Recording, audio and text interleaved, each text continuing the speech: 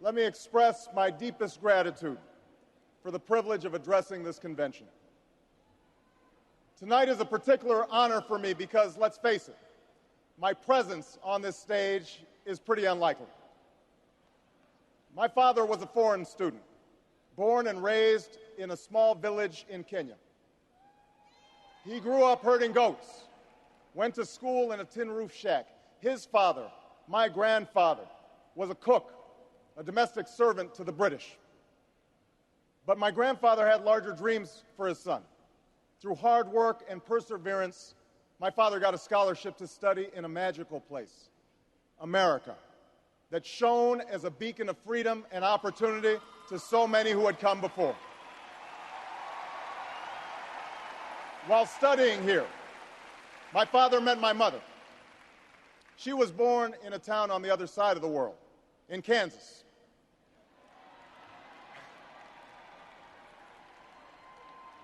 Her father worked on oil rigs and farms through most of the Depression. The day after Pearl Harbor, my grandfather signed up for duty, joined Patton's army, marched across Europe. Back home, my grandmother raised a baby and went to work on a bomber assembly line. After the war, they studied on the GI Bill, bought a house through FHA, and later moved west, all the way to Hawaii in search of opportunity. And they, too, had big dreams for their daughter. A common dream born of two continents. My parents shared not only an improbable love, they shared an abiding faith in the possibilities of this nation. They would give me an African name, Barak, or Blessed, believing that in a tolerant America, your name is no barrier to success. They imagined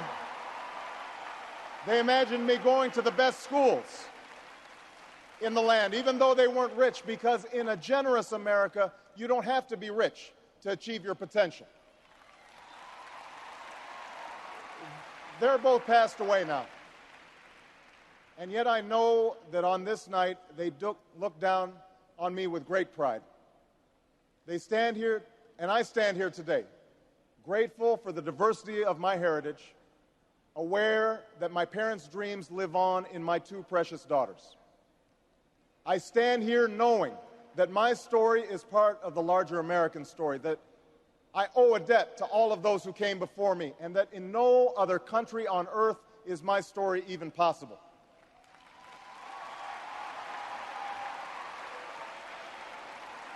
Tonight, we gather to affirm the greatness of our nation, not because of the height of our skyscrapers or the power of our military or the size of our economy. Our pride is based on a very simple premise, summed up in a declaration made over 200 years ago. We hold these truths to be self-evident, that all men are created equal, that they are endowed by their Creator with certain inalienable rights, that among these are life, liberty, and the pursuit of happiness. That is the true genius of America. A faith in simple dreams, an insistence on small miracles, that we can tuck in our children at night and know that they are fed and clothed and safe from harm, that we can say what we think, write what we think without hearing a sudden knock on the door, that we can have an idea and start our own business without paying a bribe, that we can participate in the political process without fear of retribution, and that our votes will be counted, at least most of the time.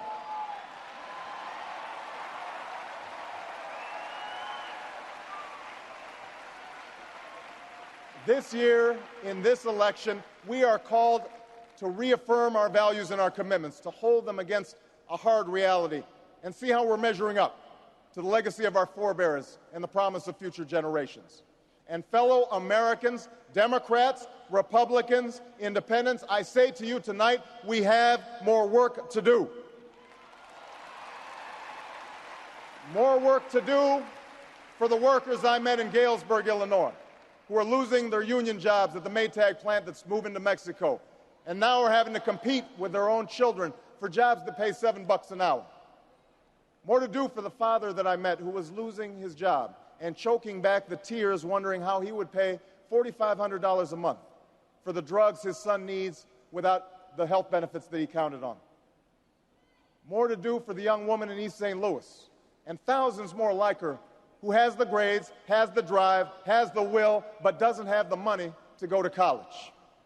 Now, don't get me wrong. The people I meet in small towns and big cities, in diners and office parks, they don't expect government to solve all their problems. They know they have to work hard to get ahead, and they want to. Go into the collar counties around Chicago, and people will tell you they don't want their tax money wasted by a welfare agency or by the Pentagon. Go into any inner city neighborhood, and folks will tell you that government alone can't teach our kids to learn. They know that parents have to teach, that children can't achieve unless we raise their expectations and turn off the television sets and eradicate the slander that says a black youth with a book is acting white. They know those things.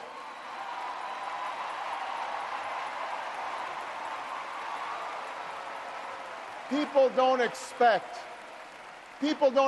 government to solve all their problems. But they sense deep in their bones that with just a slight change in priorities, we can make sure that every child in America has a decent shot at life, and that the doors of opportunity remain open to all. They know we can do better, and they want that choice. In this election, we offer that choice. Our party has chosen a man to lead us who embodies the best this country has to offer, and that man is John Kerry.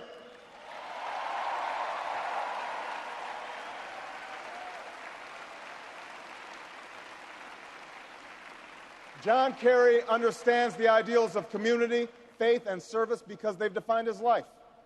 From his heroic service to Vietnam, to his years as a prosecutor and lieutenant governor, through 2 decades in the United States Senate, he's devoted himself to this country. Again and again, we've seen him make tough choices when easier ones were available. His values and his record affirm what is best in us. John Kerry believes in an America where hard work is rewarded. So instead of offering tax breaks to companies shipping jobs overseas, he offers them to companies creating jobs here at home. John Kerry believes in an America where all Americans can afford the same health coverage our politicians in Washington have for themselves. John Kerry believes in energy independence, so we aren't held hostage to the profits of oil companies or the sabotage of foreign oil fields. John Kerry believes in the constitutional freedoms that have made our country the envy of the world, and he will never sacrifice our basic liberties, nor use faith as a wedge to divide us.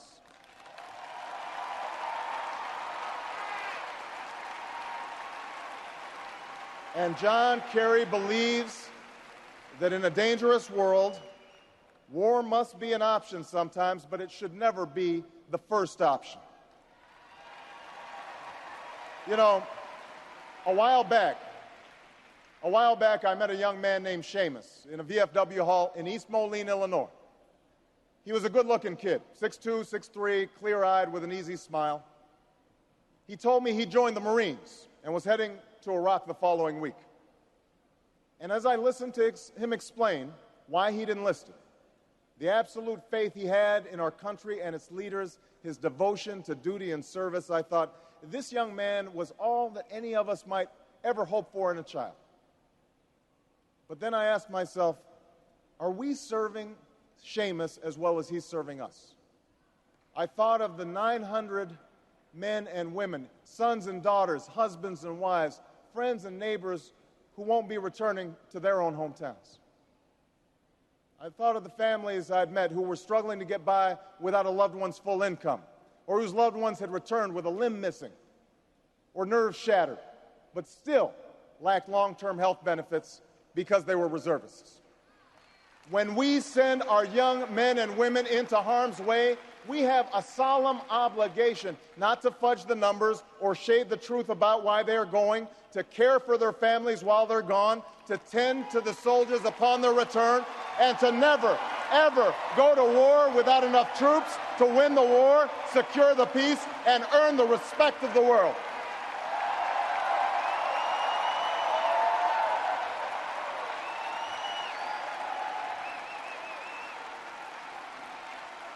Now, now let me be clear.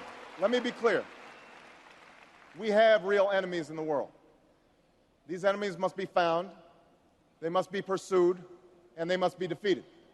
John Kerry knows this. And just as Lieutenant Kerry did not hesitate to risk his life to protect the men who served with him in Vietnam, President Kerry will not hesitate one moment to use our military might to keep America safe and secure. John Kerry believes in America. And he knows that it's not enough for just some of us to prosper. For alongside our famous individualism, there's another ingredient in the American saga, a belief that we're all connected as one people. If there's a child on the south side of Chicago who can't read, that matters to me even if it's not my child. If there's a senior citizen somewhere who can't pay for their prescription drugs and having to choose between medicine and the rent, that makes my life poorer even if it's not my grandparent.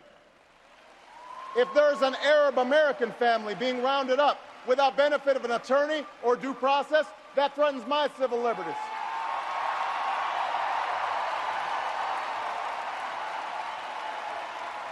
It is that fundamental belief. It is that fundamental belief, I am my brother's keeper, I am my sister's keeper, that makes this country work. It's what allows us to pursue our individual dreams and yet still come together as one American family. E pluribus unum, out of many, one. Now, even as we speak, there are those who are preparing to divide us. The spin masters, the negative ad peddlers, who embrace the politics of anything goes. Well, I say to them tonight, there is not a liberal America and a conservative America. There is the United States of America. There is not a black America and a white America and Latino America and Asian America. There's the United States of America. The pundits like to slice and dice our country into red states and blue states, red states for Republicans, blue states for Democrats. But I've got news for them, too. We worship an awesome God in the blue states, and we don't like federal agents poking around in our libraries in the red states. We coach Little League in the blue states, and yes, we've got some gay friends in the red states. There are patriots who opposed the war in Iraq, and there are patriots who supported the war in Iraq. We are one people, all of us pledging allegiance to the Stars and Stripes, all of us defending the United States of America.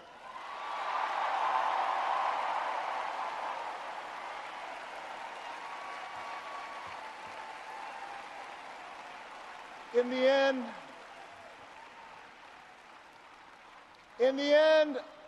end, that's what this election is about. Do we participate in a politics of cynicism, or do we participate in a politics of hope? John Kerry calls on us to hope. John Edwards calls on us to hope. I'm not talking about blind optimism here, the almost willful ignorance that thinks unemployment will go away if we just don't think about it, or healthcare crisis will solve itself if we just ignore it. That's not what I'm talking about. I'm talking about something more substantial. It's the hope of slaves sitting around a fire singing freedom songs, the hope of immigrants setting out for distant shores, the hope of a young naval lieutenant bravely patrolling the Mekong Delta, the hope of a mill worker's son who dares to defy the odds, the hope of a skinny kid with a funny name who believes that America has a place for him too.